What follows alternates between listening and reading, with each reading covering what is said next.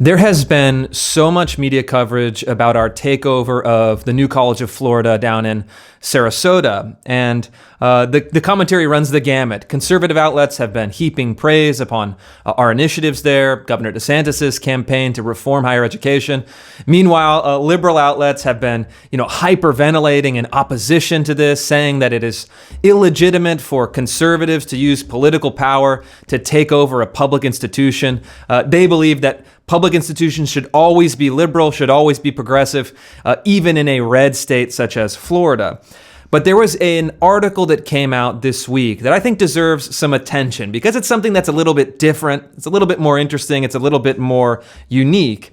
It's from a writer named Curtis Yarvin. And if you don't know Curtis Yarvin, he is a neoreactionary philosopher. He has a kind of cult following within, let's say, the conservative movement, but actually also people that are on the far left or the post-Marxist movement. He's a really unique figure, someone with whom I don't agree on everything, but I've met Curtis. I have kind of a personal affection for Curtis. I think he's a very smart person that always has a unique opinion, even if it's one that is somewhat transgressive. And so Curtis's argument in this Substack post called Acorns for the Culture War says that our campaign to turn New College into a classical liberal arts institution is doomed to fail and is actually more likely to reinforce progressive cultural power or left-wing hegemony. He has this metaphor. He says that there is a cathedral, a kind of decentralized oligarchic alliance between tech companies, government agencies, universities, media corporations. All of the opinion shapers in our country are united behind a left-wing orthodoxy that he believes is almost unbreakable. And any attempt to break through that hegemony, such as taking over a small liberal arts college in Sarasota, Florida, it ends up actually reinforcing the power of the cathedral in his telling. But, I think Curtis is completely and totally wrong for a few reasons. The first reason is that this is really right-wing doomerism. It's a form of right-wing fatalism. It's an argument that we don't have agency, everything is arrayed against us in such a powerful way that there's nothing we can possibly do. But if you actually drill down into the specifics and you get out of these metaphoric abstractions about the cathedral and the regime and all of these other very obscure sounding but very all-powerful entities, get down to the specifics. What are we doing at New College? Well, we took over the board. The first thing that we did within our first hours of administering the college, we fired the president. We brought in former Florida Education Commissioner Richard Corcoran, who is a very strong and dynamic leader. He knows education. He's not afraid of a fight, and he has taken the mandate for reform from Governor DeSantis, and he's going to be aggressively pursuing it. And we've already changed not just the dynamics at New College. Even this week, we abolished the DEI department. We became the first university in the United States to do so.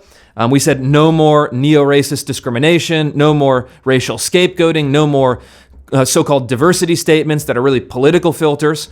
And all of these actions within, just a month, 30 days, 40 days, have not only changed the dynamics in New College, have not only changed the dynamics in the state of Florida, but they've sent the entire higher education system scrambling. You see this from the news coverage. I mean, people are sensing that we have broken a taboo.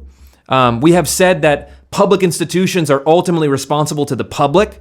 And when conservatives win elections, they get a mandate to reform institutions to reflect the will of the voters that put them in office. And we're not going to simply dally around the edges. We're going to make substantive, hard-hitting, direct reforms. We're going to do it with a speed and a decisiveness that is unprecedented, but is absolutely necessary. And so the left within higher education really went into a panic. You can see this from the media coverage. No one had ever done a full frontal assault against left-wing orthodoxy within higher education. And they're sensing that they're no longer invulnerable. They're no longer untouchable. They're no longer invincible.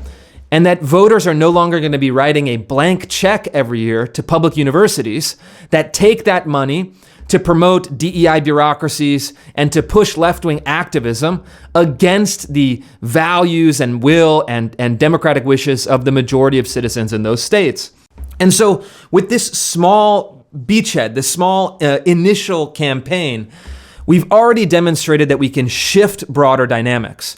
We're working on huge leverage here.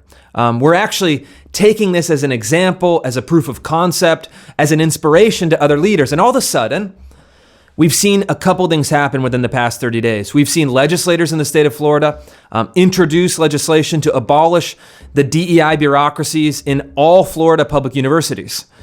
That's going to be dealing tens of millions of dollars in defunding. It's going to be changing the game at a large scale. And we've also seen Texas legislators signaling that they want to do the same. West Virginia legislators in Missouri, legislators in Utah, legislators in all of these other red states, looking at what we've done at New College, looking at what Governor DeSantis is doing in Florida and saying, that's a good idea. We're going to replicate it. We're going to now bring these ideas to scale. And we're going to now lay siege to the left-wing racialist bureaucracies that have captured the public universities in an undemocratic fashion. Nobody in Texas is voting for DEI bureaucracies to be everywhere, to be racially segregating scholarships, to be deliberately excluding professors on the basis of race and political identity. And legislators are saying, you know what? We've let this go for too long. We're taking a stand. We're going to make changes. And I think ultimately, Curtis's fundamental flaw is that he would have us adopt the position of a prey animal. Lean back, don't make too much noise, kind of hide in the shadows, try not to get wiped out. And look, that is a perfectly fine adaptive response and maybe a state of nature in the kind of animal world. But we're human beings. We have a human nature, but we also have the ability to imagine beyond our immediate contingent circumstances. And so I can see a university system that is far superior to the one that we have today. And I think we have then a duty and an obligation to fight inch by inch, foot by foot, yard by yard, in order to get there. And that I think what Curtis's real error is that he says, well, everything will be doomed to failure. You're just going to reinforce your enemy's power. This is kind of an excuse to then maybe do nothing. And then, of course, as a neoreactionary, he hopes that the system decays and maybe leads to a kind of imperial system or a monarchical system, which again, I personally oppose. I still believe in the American Republic. I still believe that our democratic power as a people is meaningful. I still believe that our legislature has the capacity to govern our states and our country in the best interests of the American people. So by saying that if we believe all of those things to be true, we have a responsibility then to take action to turn those concepts into a reality.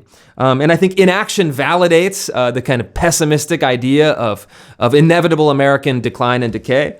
And our more optimistic formulation creates not the guarantee of victory, but it certainly opens up the field of possibility for victory.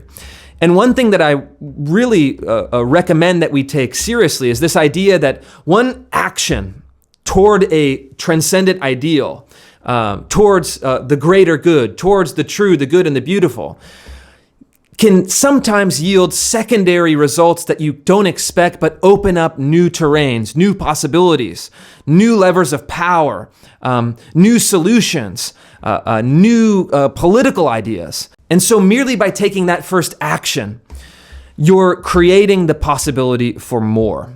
I really believe that. I've always seen that in my own personal experience. I think history also shows that sometimes small groups of people with a strong vision that take decisive action can lead a unexpected, almost Rube Goldberg-like ripple effect that has unintended consequences that are not necessarily bad, but are sometimes very good. And so when we're operating from a position as conservatives where we control almost nothing with regard to elite institutional power, just taking that first strike, I think has already yielded more possibility for us.